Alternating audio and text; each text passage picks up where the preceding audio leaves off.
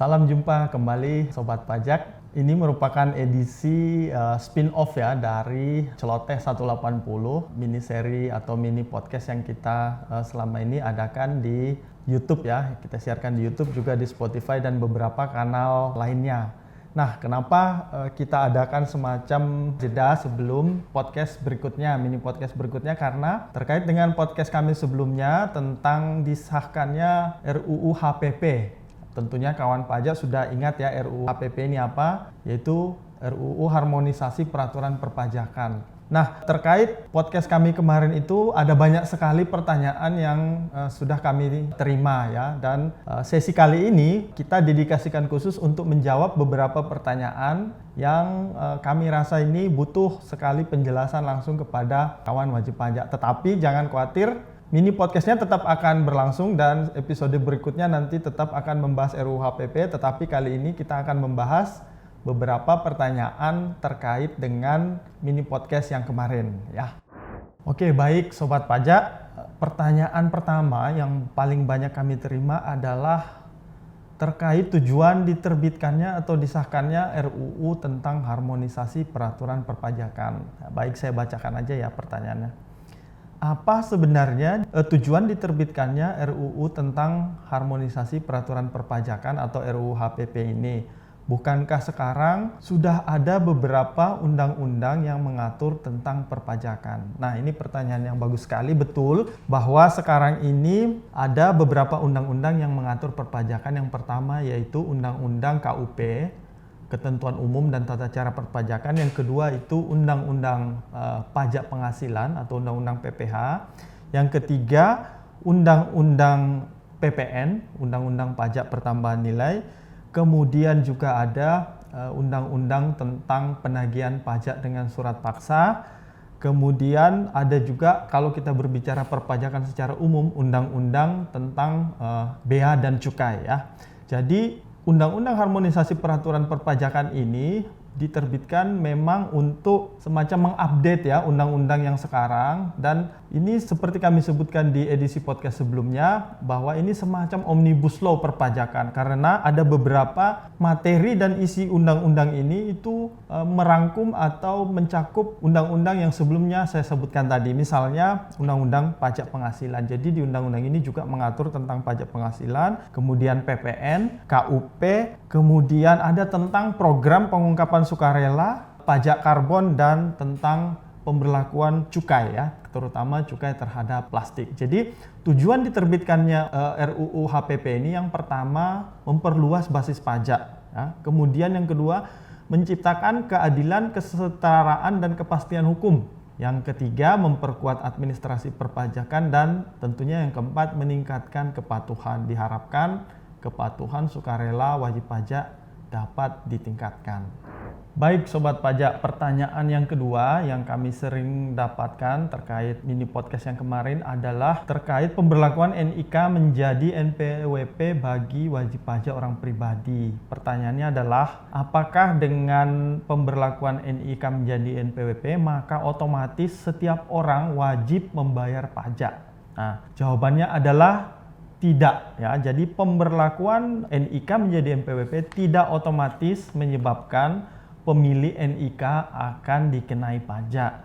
Nah, untuk pengenaan pajak tetap ada syarat-syarat yang harus dipenuhi, seperti syarat subjektif, yaitu si pemilik NIK-nya tentunya sudah dewasa atau berumur 18 tahun, dan syarat objektif, ini syarat yang paling penting, artinya pemilik NIK-nya mendapatkan atau mempunyai penghasilan di atas PTKP. Jadi pemberlakuan NIK menjadi NPWP ini sebenarnya hanya urusan administrasi saja. Dengan kata lain akan mempermudah administrasi bagi si wajib pajak, sehingga tidak perlu repot melakukan pendaftaran lagi ke KPP, karena ketika dia sudah memenuhi syarat sebagai wajib pajak, NIK-nya sudah berfungsi sebagai NPWP. Nah, kita beralih ke pertanyaan nomor 3. Ini pertanyaan yang juga cukup banyak kami dapatkan tentang perlakuan pajak bagi pelaku usaha mikro dan kecil UMK untuk tahun 2022. Jadi di RUU HPP ini memang ditegaskan bahwa ada perbedaan perlakuan pajak dengan undang-undang yang sekarang berlaku dengan nanti berlakunya RUU HPP ini, yaitu untuk pelaku UMK, usaha mikro dan kecil, yang omsetnya sampai dengan 500 juta rupiah itu tidak perlu membayar pajak sama sekali. Jadi kalau sekarang mereka itu dikenakan sampai dengan batas omset 4,8 miliar, pelaku UMK dikenakan pajak 0,5% dan bersifat final. Tetapi dengan nanti berlakunya undang-undang ini, maka pelaku UMK dengan omset sampai dengan 500 juta itu tidak akan dikenakan pajak. Oke, pertanyaan berikutnya adalah tentang natura atau kenikmatan, ini yang sifatnya non-tunai. Mengapa di RUU ini dikenakan pajak? Jadi, kalau undang-undang yang sekarang, yang berlaku sekarang, imbalan dalam bentuk natura atau kenikmatan yang sifatnya non-tunai ini, yang diberikan kepada pegawai atau karyawan itu bukan merupakan objek PPh bagi si pegawai yang menerima.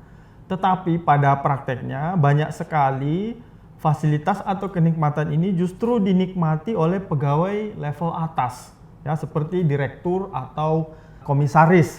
Sehingga penerapan kebijakan yang sekarang ini mengandung unsur ketidakadilan, ya, karena seharusnya pajak penghasilan itu semakin tinggi penghasilannya, semakin tinggi pula beban yang harus ditanggung. Tetapi karena natura atau kenikmatan yang dalam bentuk non-tunai ini tidak dikenakan pajak, maka si penerimanya itu juga tidak membayar pajak. Sehingga diusulkanlah dalam undang-undang HPP ini bahwa untuk natura atau imbalan non-tunai tertentu itu akan merupakan objek penghasilan bagi si penerima.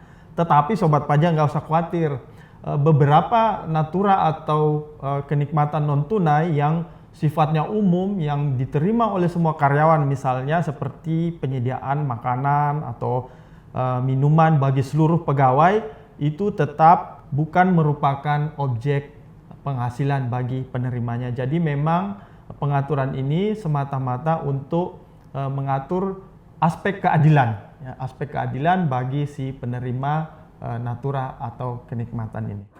Nah, pertanyaan terakhir yang banyak kami terima adalah tentang perubahan tarif pajak penghasilan orang pribadi. Ini sebenarnya memihak ke siapa, ya?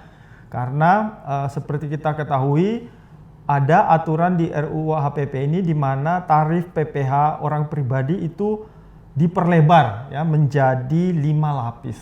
Dan untuk lapisan pertama itu diatur ulang. Jadi lapisan yang sebelumnya hanya sampai dengan 50 juta, di RUU HPP ini diatur menjadi sampai dengan 60 juta. Jadi sampai dengan 60 juta per tahun itu terkena tarif 5%. Nah, pengaturan ini menimbulkan wacana yang sebenarnya kurang tepat yang berkembang di masyarakat, yaitu bahwa pemerintah akan mulai memajaki gaji 5 juta per bulan sebesar 5%.